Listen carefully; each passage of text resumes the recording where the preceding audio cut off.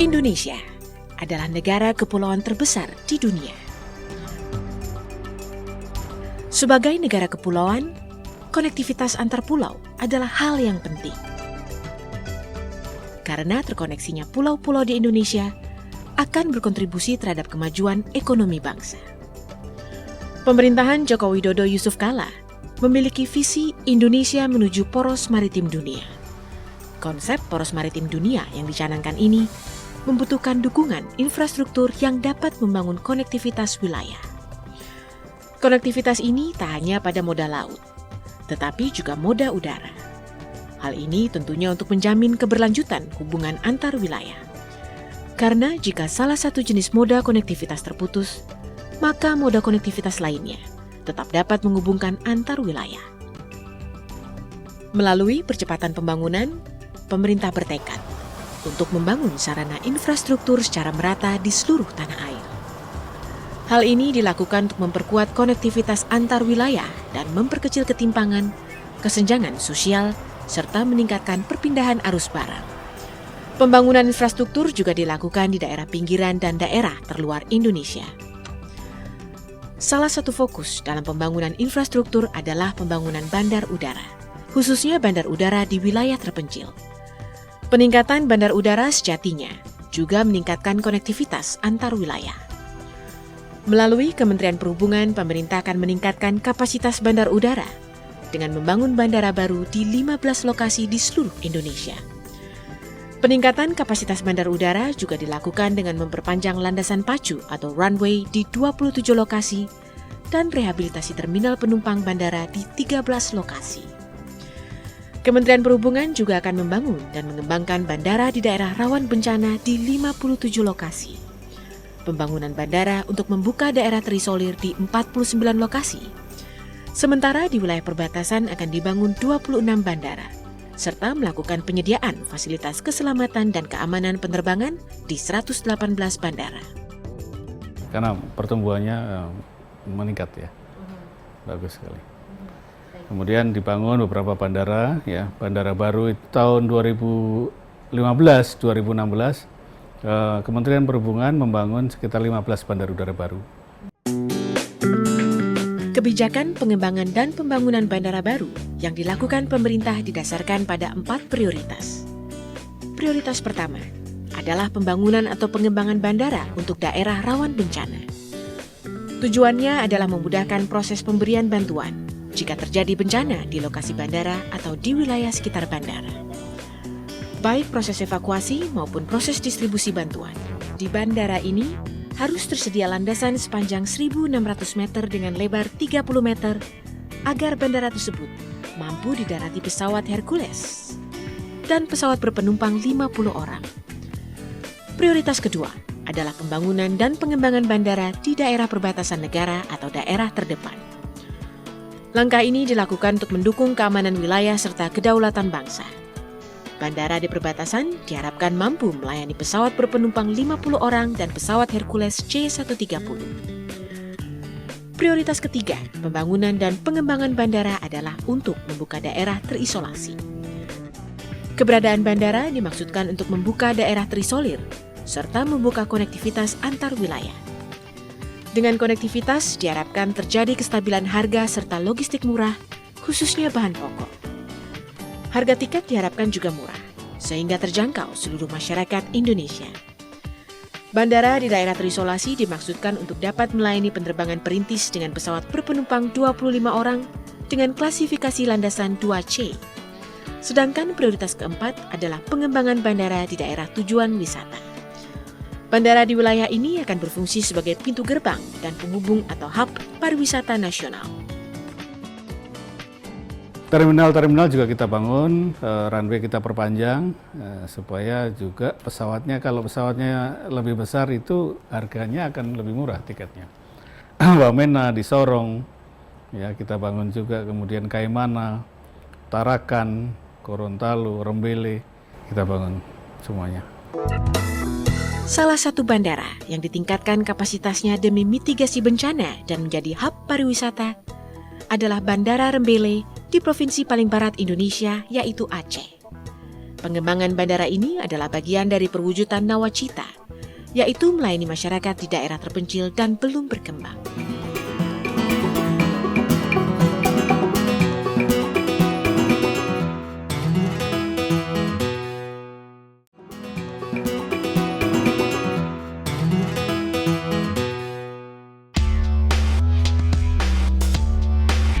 Bandar Udara Rembele, Bandara Mungil nan Indah. Terletak di ketinggian kurang lebih 1.400 meter di atas permukaan laut dan dikelilingi perbukitan hijau menjulang. Sejuk dan asri, sungguh pemandangan bandara yang luar biasa.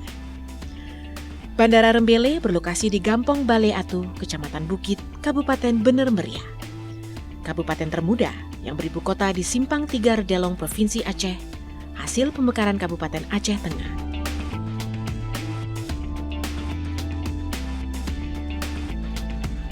Bandara Rembele dibangun pada tahun 2000 dan 3 tahun kemudian mulai beroperasi untuk penerbangan perintis. Sedianya bandara ini disiapkan untuk pesawat jenis Boeing yang mengangkut penumpang dan kargo. Hingga pada tahun 2013, gempa dan tsunami melanda Aceh dan sekitarnya, dan akses untuk masuknya bantuan pun tertutup karena fasilitas bandara yang belum memadai. Bandara Rembele pun dipersiapkan sebagai bandara daerah rawan bencana. Pemerintah Indonesia melalui program Nawacita yang salah satu cerminannya adalah Indonesia sentris, memprioritaskan pembangunan dari kawasan pinggiran, daerah terluar, terdalam, terisolir, dan rawan bencana. Pengembangan Bandara Rembele ini juga merupakan salah satu upaya mewujudkan program Nawacita tersebut. Bandara Rembele disiapkan sebagai bandara untuk penanganan bencana yang berfungsi untuk mempermudah evakuasi, distribusi, serta cepat tanggap dalam penanganan bencana. Ya daerah rawan bencana aja di Aceh itu ya, itu daerah rawan bencana. Jadi runway-nya harus panjang supaya bisa didarati pesawat yang besar. Apabila terjadi bencana, kita bisa mengirim bantuan sesegera mungkin.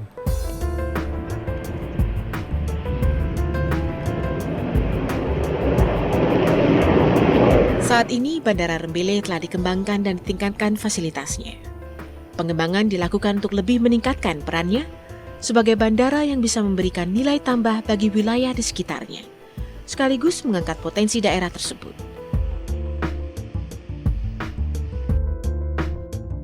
Pengembangan fasilitas Bandara Rembele dilakukan baik pada sisi udara maupun sisi darat.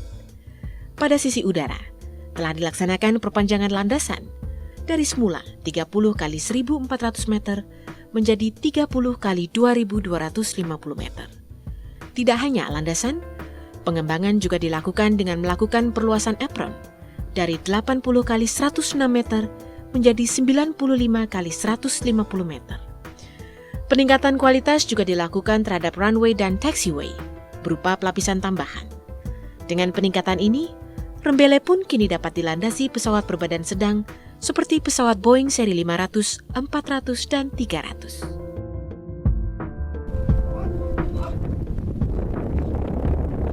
Setelah diresmikan oleh Presiden Joko Widodo pada 2 Maret 2016, Bandara Rembele diharapkan mampu menunjang ekonomi dan wisata di Provinsi Aceh, khususnya di Kabupaten Bener Meriah. Selama ini, akses menuju Kabupaten Bener Meriah hanya dapat ditempuh melalui jalur darat dan udara. Bila ditempuh melalui jalur darat, waktu tempuh yang dibutuhkan dari Banda Aceh adalah 7 jam. Sedangkan waktu tempuh yang dibutuhkan dari Medan, Sumatera Utara adalah 9 jam. Kita mengusulkan bahwa ini itu kita tingkatkan Pak, karena ini yang pertama bisa sebagai mitigasi bencana. Nah, karena ini sesuai dengan daerah Kabupaten Aceh Tengah ini dan Bener Meriah ini adalah daerah patahan gempa. Nah, jadi diharapkan dengan ini bandaranya bisa masuk pesawat yang lebih besar, itu bisa jadi mitigasi bencana di samping untuk penumpang yang kita kembangkan sesuai dengan misi kita pada tahun 2003 dan ini sudah terrealisasi pada tanggal 2 Maret 2016 itu diresmikan oleh Presiden Jokowi. Kemudian pada 19 Agustus itu sudah mulai penerbangan perdana wing.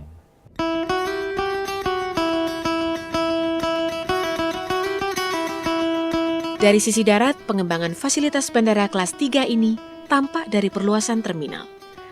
Jika sebelumnya luas terminal hanya 400 meter persegi, kini luasnya menjadi 1000 meter persegi.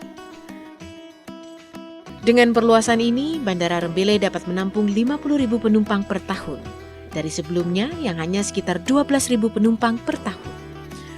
Bahkan Bandara Rembele dipersiapkan dapat menampung hingga 75.000 penumpang per tahunnya. Terminal kini tertata rapi dan bersih, dengan segala fasilitas pendukung kenyamanan dan keamanan penumpang. Dengan kapasitas itu berarti 3 kali 4 kali satu hari itu masih mampu kita melayani secara bergantian. ATR 72 itu 4 kali satu hari bisa. Dengan Boeing juga kita bisa 2 kali satu hari. Pengembangan bandara ini diharapkan bisa mendorong semakin banyak maskapai penerbangan berjadwal yang melayani rute penerbangan dari dan menuju Bandara Rembele. Peningkatan kapasitas Bandara Rembele tidak hanya mendorong wisata di Kabupaten Bener Meriah, namun juga kabupaten di sekitarnya seperti Aceh Tengah.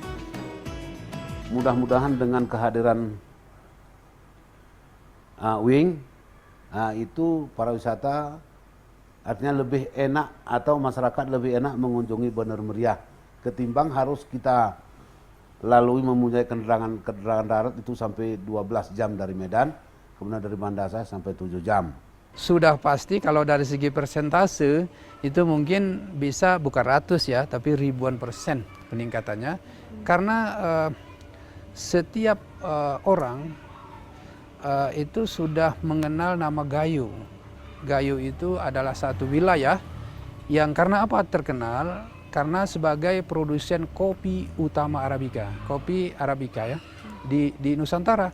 Dan ini juga merupakan satu komoditi ekspor yang melanglang buana ekspornya itu ke 16 atau 17 negara dari semua benua.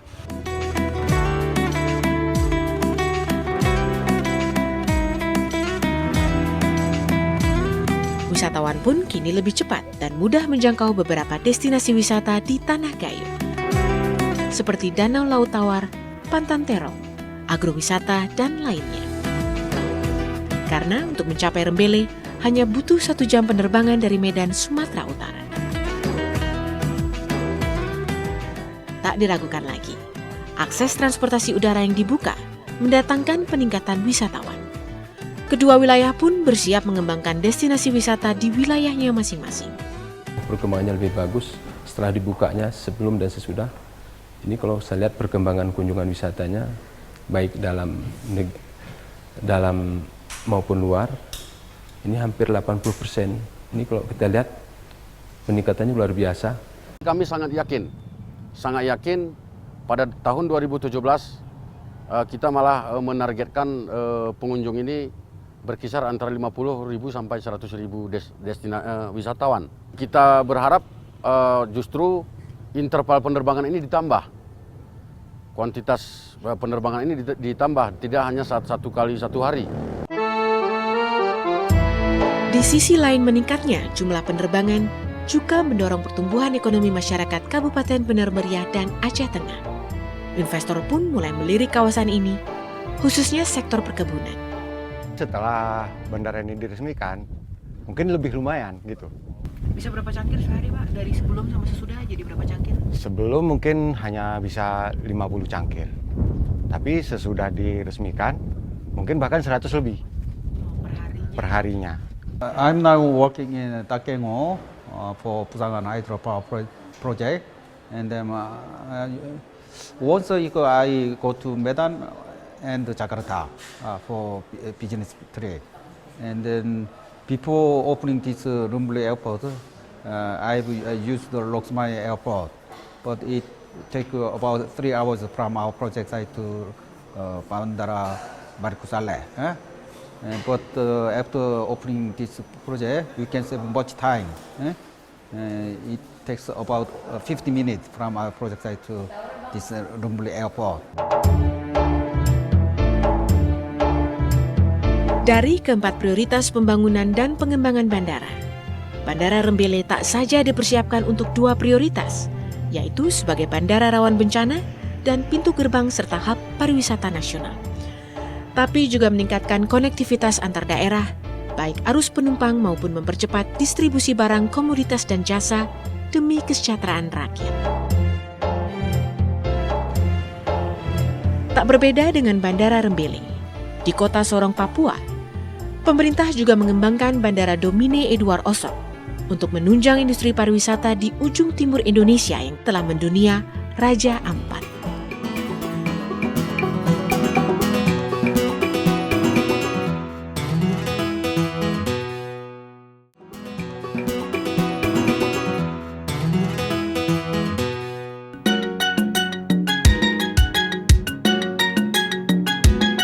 Papua merupakan pulau paling timur Indonesia. Di wilayah Indonesia, pulau menyerupai burung ini terbagi menjadi 2 provinsi, yaitu Papua Barat dan Papua. Kedua provinsi ini memiliki potensi alam yang sama-sama luar biasa. Sebut saja keindahan pantai dan bawah lautnya. Ya, siapa yang tak kenal dengan Kepulauan Raja Ampat di Papua Barat? Gugusan pulau-pulau kecil yang berada di depan moncong Pulau Papua ini sangat termasyhur hingga ke mancanegara, baik karena asrinya pantai ataupun lengkapnya biota laut yang ada. Paham betul dengan segala potensi yang dimiliki, Provinsi Papua Barat terus berbenah. Tak terkecuali Kota Sorong yang terletak di paruh burung Pulau Papua. Kota Sorong dinilai memiliki letak yang sangat strategis, mengingat sebagai kota terbesar yang ada di barat Papua. Tak heran jika Kota Sorong disebut sebagai pintu gerbang Papua di bagian barat. Nilai strategis ini ditangkap oleh pemerintah pusat dan daerah setempat sebagai dasar untuk mengembangkan Kota Sorong. Salah satu proyek akbar yang telah selesai dan mulai beroperasi sejak April 2016 adalah Terminal Baru Bandara Domine Edward Osok atau yang kerap disebut sebagai Bandara Deo. Proyek ini dinilai mampu meningkatkan konektivitas antar daerah di Pulau Papua.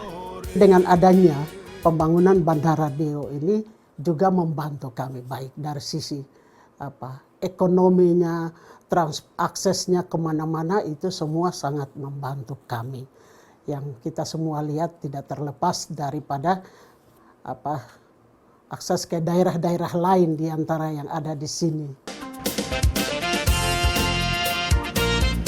Tak hanya konektivitas, Kota Sorong yang bersebelahan dengan bibir pantai sisi barat Papua juga membawa nilai strategis lain.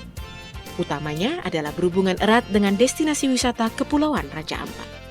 Bandara Deo menjadi akses terdekat untuk menjangkau Raja Ampat.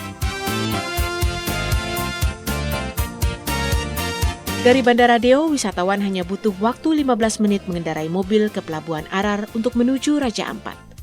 Dengan demikian, pantaslah jika Kota Sorong disebut sebagai gerbang terdepan menuju lokasi wisata Raja Ampat. Dengan beroperasinya Bandara Deo yang baru, itu punya dampak yang cukup signifikan terhadap peningkatan kunjungan wisatawan ke Raja Ampat. Dan itu juga terkait dengan promosi yang sudah digencarkan selama ini. Sorong menjadi pintu masuk utama sebagai tempat transit. Dan kita tahu juga bandara ini menjadi pintu halaman terdepan dari satu daerah. Bandara Deo yang kini berdiri dengan megah akan berperan dalam memperbaiki kesenjangan atau disparitas harga sejumlah logistik dan kebutuhan pokok antara Indonesia bagian barat dan timur. Melalui Bandara Deo, ketersediaan barang di Papua akan terjamin. Kebutuhan sehari-hari di Papua dengan harga yang berangsur stabil menjadi salah satu indikator keberhasilan pembangunan. Sejumlah bandar udara di wilayah terpencil dibangun, sementara bandara yang telah ada di kota pinggiran dimaksimalkan. Tak terkecuali Bandara Domine Edward Osok merupakan salah satu bandara yang dikembangkan pemerintah. Beberapa fasilitas bandara ini dibangun dan direnovasi guna meningkatkan kapasitas bandara. Dengan luas 2.070.939 meter persegi, renovasi dan pengembangan Bandara Deo terlihat megah. Arsitektur bagian depan gedung menyerupai buah pinang. Irian Jaya, Irian Jaya. Peningkatan fasilitas juga dilakukan untuk meningkatkan keamanan, termasuk proses pemeriksaan penumpang di lobi gedung terminal. Untuk peningkatan pelayanan kepada masyarakat, khususnya di terminal kami itu sudah dilengkapi oleh X-ray, itu sebanyak 4 unit, yang dimana dibagi dalam 2 tempat checkpoint untuk pemeriksaan, yaitu di SCP 1 sebelum penumpang masuk ke check-in, lalu yang kedua sebelum penumpang masuk ke ruang tunggu. Hal ini ditujukan untuk keamanan dan keselamatan penerbangan. Selain pelayanan yang bertujuan untuk meningkatkan keamanan, Otoritas Bandar Udara Kelas 1 Dio Sorong juga fokus pada pelayanan guna meningkatkan kenyamanan para pengguna jasa penerbangan. Fasilitas penunjang seperti toilet, mushola, dan ruang tunggu lengkap tersedia. Gedung terminal yang dibuat bertingkat 2 berhasil menciptakan suasana luas dan lega. Apalagi kapasitas ruang tunggu keberangkatan dan transit penumpang telah meningkat signifikan. Dari hanya 250 penumpang menjadi 750 penumpang di terminal yang baru ini. Jumlah penumpang pun semakin meningkat. Bulan Januari hingga Juli tahun 2015, tercatat 375.883 penumpang di Bandara Deo, atau rata-rata 53.698 penumpang setiap bulannya. Sementara di tahun 2016 pada periode yang sama, tercatat 462.331 penumpang atau rata-rata per bulan 66.048 penumpang per bulannya. Dengan demikian terjadi kenaikan jumlah penumpang sebesar 22,99%. Sirkulasi udara dari ruang tunggu ternyata turut diperhatikan. Selain menggunakan pendingin udara, sinar matahari juga dibiarkan masuk melalui dinding kaca yang mendominasi seluruh penjuru ruangan. I think it's a very nice terminal. It's light and it's airy, and we had a good check-in. It was very swift and went good service. Melengkapi kenyamanan yang dirasakan, Otoritas Bandara Deo juga menyediakan beberapa toko souvenir tak jauh dari lokasi ruang tunggu penumpang. Beragam cenderamata khas Papua dijajakan di sini. Produknya itu seperti tas rajut, dibikinnya di Sorong, itu di suatu tempat yang namanya Sanggar, dirajut oleh beberapa orang. Banyak yang beli atau bagaimana? Itu banyak yang kesini? Iya, seperti pendatang dari luar Papua, mau berangkat ke Jawa, mereka beli. Tak berhenti hanya pada keamanan dan kenyamanan penumpang. Otoritas Bandara Deo juga meningkatkan berbagai fasilitas bagi maskapai penyedia jasa penerbangan. Landas pacu atau runway yang awalnya hanya sepanjang 2.060 meter persegi, saat ini tengah dalam proses pemanjangan hingga 2.500 meter persegi. Proyek ini dijadwalkan rampung pada akhir tahun 2016. Sebelumnya hanya ada 7 maskapai penerbangan, nanti ke depannya akan bertambah. Oleh karena itu, untuk mengantisipasi kedatangan pesawat-pesawat yang lebih besar, kapasitas penumpangnya, maka panjang runway akan diperpanjang menjadi 2.500 meter. Saat ini panjang runway yang ada itu sepanjang 2060 kali 43 meter. Sementara itu, di tahun 2016 ini, tercatat 7 maskapai penerbangan telah memiliki rute dari dan ke Bandara Deo Sorong. Jika dikalkulasi, selama tahun 2015 untuk periode Januari hingga Juli, jumlah pesawat yang datang dan pergi ke Bandara Domine Edward Osok sebanyak 7.106 pesawat. Sementara di 2016 pada periode yang sama, terdapat 8.257 pesawat. Dengan demikian, terdapat peningkatan sebanyak 1.151 pesawat. Atau dengan kata lain, terjadi kenaikan 16%. Seiring dengan pembangunan landasan tambahan hingga nantinya total sepanjang 2.500 meter, tak menutup kemungkinan maskapai lain atau pesawat jenis yang lebih besar mampu mendarat di Bandara Deo. Dengan demikian, peningkatan kapasitas bandara baik di Bandara Rembele, Bandara Domine Edward Osok, maupun bandara lainnya, tidak hanya memberi dampak ekonomi dan pariwisata di Indonesia, namun yang lebih penting adalah keberadaan bandara tersebut mampu memberi kesetaraan dan keadilan bagi seluruh rakyat Indonesia.